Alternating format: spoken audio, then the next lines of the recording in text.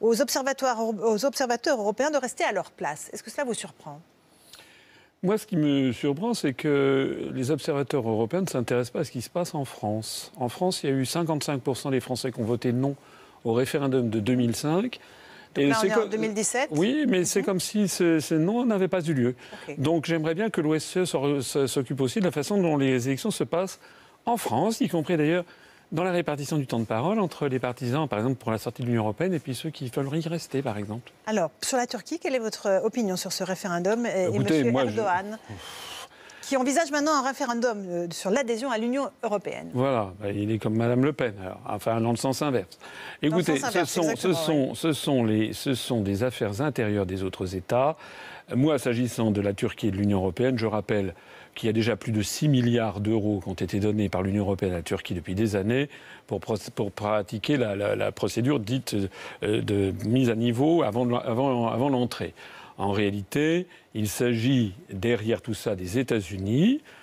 Et je dis bien des États-Unis, on va dire encore que je suis conspirationniste, mais c'est la réalité. Vous les voyez partout, mais c'est pas grave. Non, mais je cite mes sources.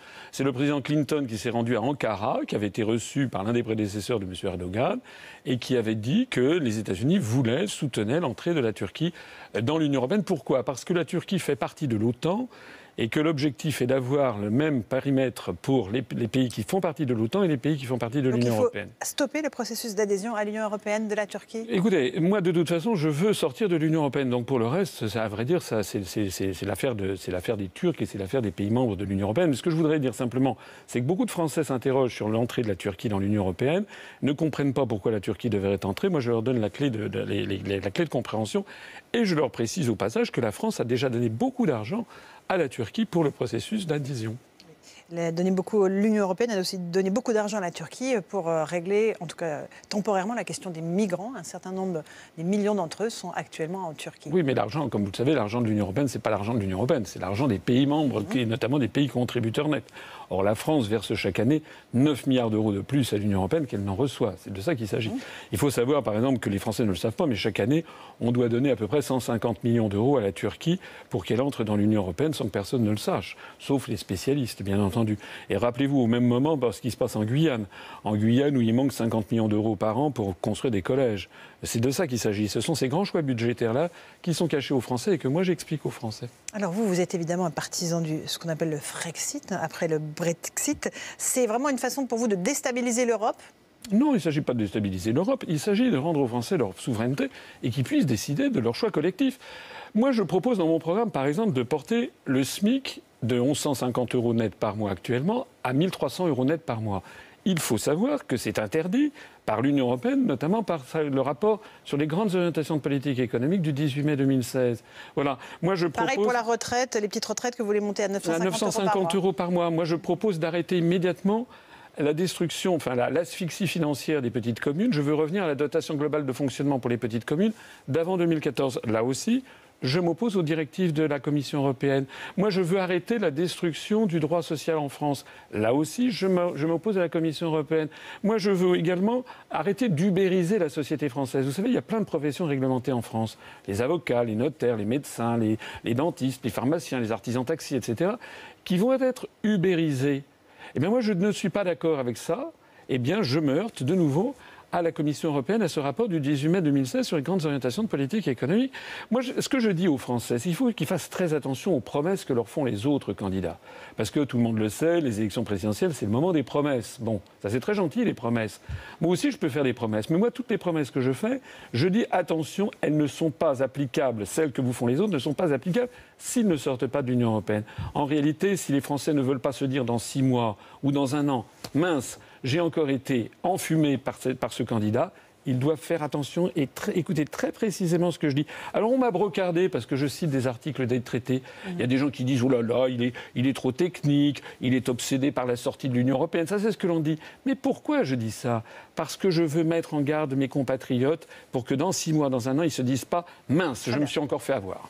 Vous voulez évidemment la sortie de l'euro. Vous prédisez l'explosion de cette monnaie, quel que soit le président élu. Oui, alors on ne sait pas si c'est à horizon de 2 mois, 6 mois, 2 ans. Mais ce qui est certain, c'est qu'actuellement, l'euro, de toute façon, va s'éclater. Il suffit de regarder, je suis désolé, c'est un petit peu technique, mais il faut entrer un peu dans la technique, l'évolution du solde de la balance des paiements courants à l'intérieur des pays de la zone euro. En gros, tous les pays du Sud, il y a une masse financière considérable qui ne cesse de monter vers l'Allemagne. En Allemagne, ils ont maintenant, c'est les derniers chiffres de la Bundesbank, 829 milliards d'euros en provenance des pays du Sud, et ça ne fait que s'accroître parce que la compétitivité de l'économie allemande est très largement supérieure à celle de l'économie des pays du Sud. Ça condamne l'euro de toute façon. Oui, l'euro va à court ou moyen terme exploser, et c'est la raison pour laquelle il faut faire preuve de grande prudence. Oui, parce que le retour au franc entraînerait une dévaluation automatique. Et est-ce que les bas de laine des Français n'en pâtiraient pas fortement? Non, non. Écoutez, moi je suis français. Moi j'ai de l'argent, j'ai des assurances vie. Si je serais le premier concerné. Moi, vous savez, j'ai été délégué général à l'intelligence économique au ministère des Finances. Je sais de quoi je parle. Si on crée le nouveau franc, ce nouveau franc, ça n'aura rien à voir avec l'ancien franc. On ne reviendra pas à l'ancien franc, ça sera un franc égal 1 euro. Ça veut dire que les dettes seront transformées en francs, au même taux, au même montant. Également la valeur des appartements. Ce nouveau franc, sans doute, au cours des semaines et des mois qui suivront, perdra à peu près 5 à 10% de sa valeur par rapport à l'euro restant. Mais l'euro restant ne sera déjà plus le même euro puisque la France sera sortie. Bon, mais ceci va avoir des avantages considérables. C'est-à-dire qu'on va remettre à niveau la compétitivité extérieure de l'économie. Et moi, je prends l'engagement ici qu'à l'horizon de 2 ans, on aura 1,5 million à 2 millions de chômeurs de catégorie A en moins. C'est considérable. Tous les autres plans sont des plans sur la comète. Vous savez, le contrat emploi jeune 21e siècle, tout ça, on peut faire. Ça ne changera rien. Marine Le Pen a exactement le même discours que vous sur l'euro. En tout cas, sur le fait que le franc ne serait pas déprécié, que les économies des Français ne seraient pas attaquées. C'est pas Madame Le Pen, c'est Natixis, c'est le FMI. Deuxièmement, c'est pas parce que Madame Le Pen dit qu'il fait beau s'il y a du soleil que ça doit être forcément faux. Il y a parfois des points convergents qu'on peut aussi noter. C'est possible, c'est possible. Mais Madame Le Pen, aux dernières nouvelles, parce que ça change tout le temps, il est question de la sortie de l'euro après les élections italiennes en 2018. 6 mois après l'élection. Voilà. Il se trouve que moi j'ai vu la profession de foi Madame Le Pen pour les élections présidentielles. Mais encore une fois, tout ça n'est absolument pas clair. Elle évoque un référendum, récupérer 4 souverainetés. L'essentiel n'y est pas. L'essentiel, c'est que je dis que je suis le seul à dire, parce que M. Mélenchon, M. Dupont-Aignan, Mme Le Pen, aucune de ces personnes ne le dit. Moi, je mets en œuvre la procédure de sortie de l'Union européenne par l'article 50 à mon arrivée à l'Élysée. Voilà, les choses sont claires et nettes avec moi. Marine Le Pen est en meeting ce soir au Zénith à Paris. Il y a des échauffourées à l'extérieur et des manifestants qui s'opposent à la tenue de ces meetings. Vous condamnez ces violences ? Moi, ce que je vois, c'est que normalement, le président de la République doit être un arbitre au-dessus des partis. Et je pense que le prochain président de la République ne peut pas être quelqu'un perçu par une grande partie de la population comme extrémiste. Madame Le Pen, Monsieur Mélenchon, que ça leur plaise ou pas, ils sont perçus par une partie de la population comme étant extrémistes, l'une d'extrême droite, l'autre, Monsieur Mélenchon, est quand même un ancien trotskiste de l'organisation communiste internationaliste, et puis par ailleurs, il est dans la politique depuis 32 ans. Au passage, Monsieur Mélenchon, ça fait quand même 8 ans qu'il est député européen, et Madame Le Pen, ça doit faire à peu près 15 ans. D'accord. Donc, ce sont quand même des gens qui vivent sur l'Europe, n'est-ce pas ? Philippe Poutou, lui, alors il préconise, il n'est pas du tout gaulliste, lui, il préconise de supprimer le défilé du 14 juillet. C'est une bonne idée, selon vous ? Non, c'est une très mauvaise idée, parce que je pense qu'il faut que les Français, ils conservent une certaine fierté dans leur propre pays, comme c'est une fierté saine et naturelle. Et d'ailleurs, le 14 juillet, c'est quand même l'invention de la souveraineté nationale, c'est la Révolution française. C'est ça que M. Poutou veut supprimer ? C'est pas sérieux. Est-ce qu'il n'y a pas beaucoup de choses dans votre programme sur les femmes et leurs droits ? Est-ce que vous aurez une ministre des droits des femmes ? Est-ce que vous envisagez un gouvernement paritaire, oui ou non ? Alors, par gouvernement, alors d'abord, nous serons présents dans les 577 circonscriptions législatives. Il y aura une stricte parité hommes-femmes parmi les candidats, ce qui n'est pas obligatoire. Deuxièmement, il y aura évidemment des femmes dans le gouvernement. Je ne peux pas vous dire, je trouve que la parité exacte est un côté un petit peu artificiel. S'il y a des femmes qui sont plus talentueuses, on peut avoir plus de femmes que d'hommes dans un gouvernement et réciproquement. Voilà. Ministre des droits des femmes, je ne trouve pas forcément que le titre soit judicieux, mais je pense quand même qu'il y a quelque chose à faire parce que ce qui est vrai, c'est qu'il y a encore beaucoup de violences, par exemple, qui sont faites aux femmes. Il paraît, d'après, j'ai vu des statistiques que j'ai trouvées effarantes. Il paraît qu'une femme a une chance sur 6, ou un risque sur 6, plus exactement, de subir des violences sexuelles au cours de sa vie. Et il paraît que les violeurs, il y a 2% seulement des violeurs qui sont arrêtés et condamnés.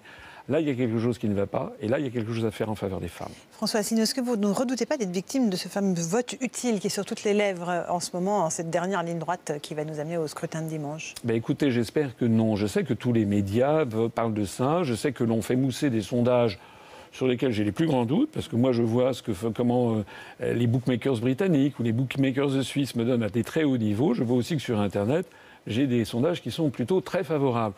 Attendons de voir. Moi je vois aussi dans la rue. Je suis abordé constamment dans la rue par des gens qui veulent être pris en photo et qui me disent qu'ils vont voter pour moi. Alors moi, les sondages, je n'y crois pas trop. En tout cas, ce que je voudrais dire ici aux gens qui m'écoutent, c'est qu'il faut voter pour ses convictions au premier tour et arrêter de voter pour des gens qui nous ont menés là où nous sommes. Il est quand même incroyable que personne ne dresse le bilan, par exemple, de M. Macron, qui a quand même été aux affaires depuis 5 ans, ou le bilan de M. Fillon, qui a quand même été Premier ministre pendant 5 ans. Le bilan de l'un comme de l'autre, c'est quand même, dans un cas comme dans l'autre, 1 million de chômeurs en plus. Quant à M. Fillon, il a fait passer la dette publique française, il l'a fait augmenter avec M. Sarkozy de 500 milliards d'euros en l'espace de 5 ans. On n'avait jamais vu une telle augmentation depuis Vercingétorix.